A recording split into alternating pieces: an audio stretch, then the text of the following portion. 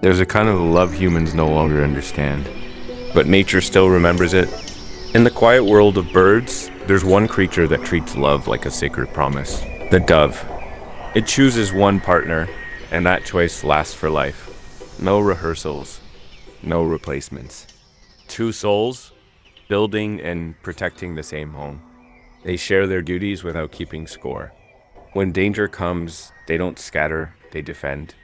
And when one is lost, the other doesn't rush to move on. It mourns, sometimes forever. A small creature with no voice, no fame, yet it shows more loyalty than most humans with all their words and wisdom.